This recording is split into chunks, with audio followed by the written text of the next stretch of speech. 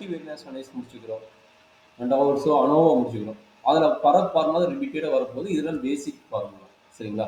இந்த பேசிக் ஃபார்முலா தெரிஞ்சது நம்ம டெஸ்ட்டே நம்ம ஈஸியாக இருக்குது, இன்னும் கொஞ்சம் கஷ்டமாக இருக்குது. இந்த பேசிக் ஃபார்முலா நான் வச்சுக்கோங்க. இந்த ஸ்மால் என் என்னங்கிறாங்க?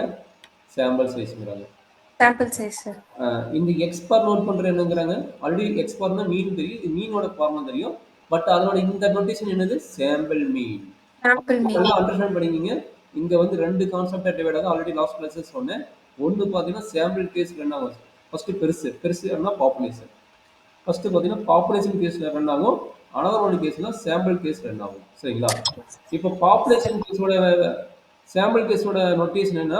எக்ஸ் பார் வந்து மீன் அண்டு இங்க வந்து ஸ்மால் எஸ் நோட் பண்ணுவாங்க. ஸ்மால் எஸ் வந்து சாம்பிள் ஸ்டாண்டர்ட் டிவியேஷன். அப்போ எஸ் ஸ்கொயர் நோட் பண்ணாங்கன்னா வேரியன்ஸ், சாம்பிள் வேரியன்ஸ். அதே நீங்க பாப்புலேஷன் வரும்போது மியூ வந்து மீன், பாப்புலேஷன் மீன். மியூங்கிறது என்னது? Population mean. அண்ட் சிக்மா வந்து population standard deviation. And sigma square வந்து என்னங்கிறாங்க? Population variance. சரிங்களாமா? இதுல பேசிக் நோட்டேஷன். சரிங்களா? ரெண்டு பராமீட்டர் படிக்கிறாங்க. One is population, another one is sample. அதே நேரத்தில் உங்களுக்கு எக்ஸ்பிளைன் பண்ணிட்டு சாம்பிள்னா எப்படி இருக்கும், பாப்புலேஷன் எப்படி இருக்குங்க. ஸோ அதே கான்செப்ட் தான் இங்கே வருது. சரியாமா? அப்போ மியூவில் இங்கே பாருங்க சாம்பிள். இங்கே எஸ் ஸ்கொயரோட ஃபார்முலா பார்த்துங்க.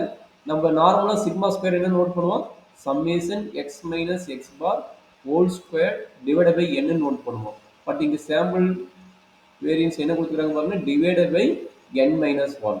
இது ஆல்ரெடி நான் உங்களுக்கு மல்டிவேரியன் அனாலிசிஸ்ல இந்த ஃபார்முலா கொடுத்துருப்பேன். செக் பண்ணி பார்த்தீங்கன்னா தெரியும். Multivariant analysis divided by n minus one வரும் பொண்ணு பிடிக்கிறீங்க. அப்போ அந்த கான்செப்ட் ஃபார்முலா வந்து இங்கே வந்துருக்குது. சரியாமா? Yes sir. இது எஸ். இது வந்து ஸ்டாண்டர்ட் டிவியேஷன். இது வந்து மேபி உங்களோட பாப்புலேஷன் இருக்கும். டிவைடட் பை n வந்துருக்குது பாப்புலேஷன். அதே ஸ்மால் எஸ் ஸ்கொயர்டு ரெண்டு கான்செப்ட் வந்ததுன்னு என்ன ஆகுது? இந்த ஃபார்முலா நம்பரும் மட்டும் கொஞ்சம் கேர்ஃபுல்லாக. எல்லா ஃபார்முலாமே இம்பார்ட்டன் தான்.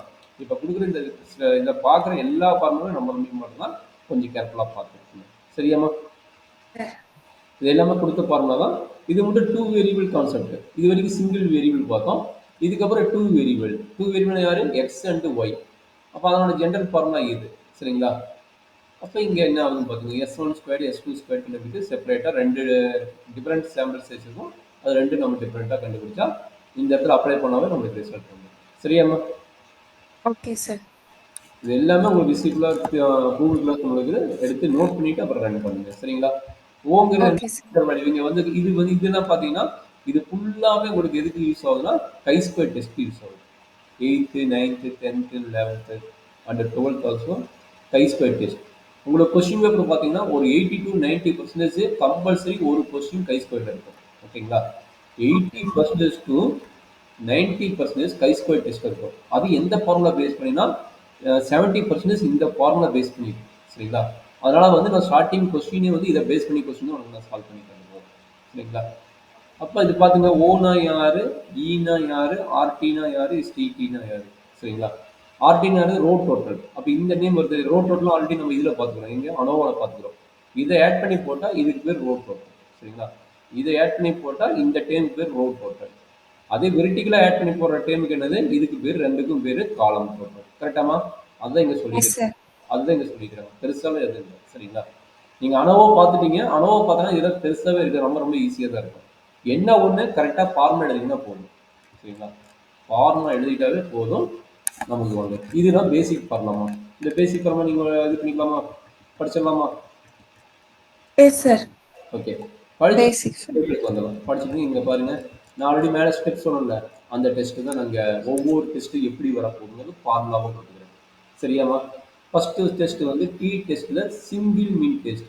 அதாவது நம்ம ஒரு ப்ராப்ளம் கொடுத்துருப்பாங்க, அந்த ப்ராப்ளத்தை அனலைஸ் பண்ணிவிட்டு அப்போ என்ன டெஸ்ட்டுன்னு தெரிஞ்சுக்கிட்டீங்கன்னா சிங்கிள் மீன் டெஸ்ட்டுக்கு போகலாமா, டபுள் மீன் டெஸ்ட் போகலாமா அப்படின்னு நீங்கள் டோட்டலாக 5 டெஸ்ட் இன்செர்ட் பண்ணிக்கலாம். அந்த 5 டெஸ்ட்டில் யாருக்கு போகணும்னு நம்ம அண்டர்ஸ்டாண்ட் பண்ணிக்கலாம். சரியாமா? இப்போ யாருக்கு ப்ராப்ளம் பண்ண முடியும், நம்மளோட ப்ராப்ளம் சிங்கிள் மீன் டெஸ்ட் வந்துச்சுன்னா ஃபர்ஸ்ட் ஸ்டெப் என்ன? ஹச் நாட் டிஃபைன் பண்ண சொல்றேன். கரெக்டுங்களா? இந்த டேபிள்லேயே எல்லாரும் இந்த டேபிள் ரொம்ப ரொம்ப இம்பார்ட்டன்ட். இந்த டேபிள் வந்து மிஸ் பண்ணிடாதீங்க.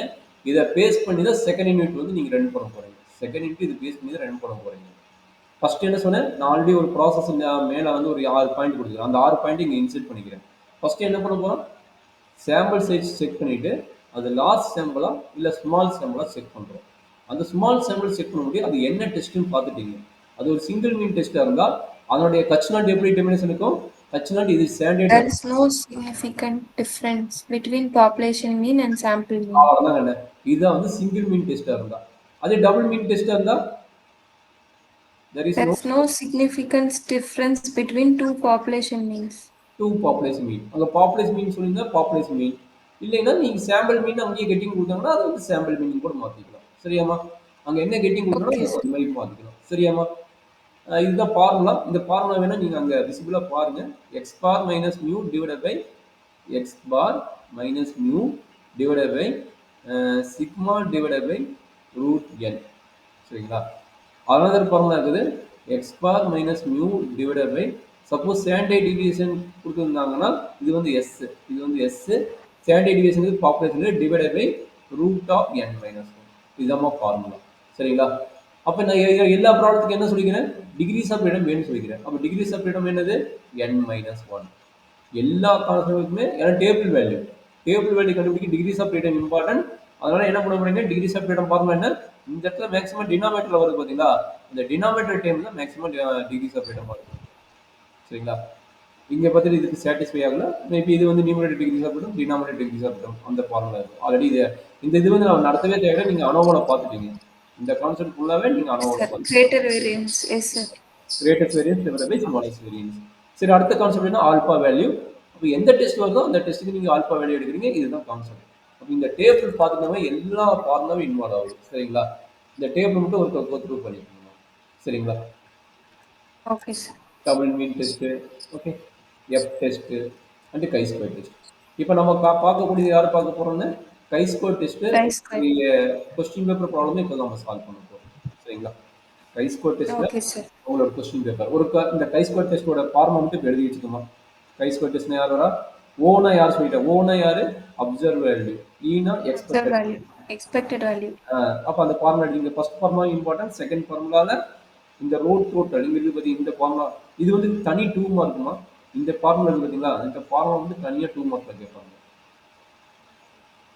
இந்த ஃபார்முலா வந்து தனியா 2 மார்க்ல கேட்பாங்க. சரிங்களா? அது கூட இப்போ காட்டணும் நினைக்கிறேன். கை ஸ்கொயரோட ஃபார்முலா டேபிள் போட்டு ஏபிசின்னு போட்டுருந்தாங்களே அந்த ஃபார்முலா. Yes, sir. அந்த ஃபார்முலா தனி 2 மார்க் கொஸ்டின். அதை நோட் பண்ணிங்க. இப்போ 2 ஃபார்முலா நோட் பண்ணிக்குமா. அந்த 2 மார்க் என்னன்னு உங்களுக்கு இப்போ காட்டுறேன். அது கை ஸ்கொயர்ல அந்த ஃபார்முலா போட்டுருந்தாங்க இருக்கு.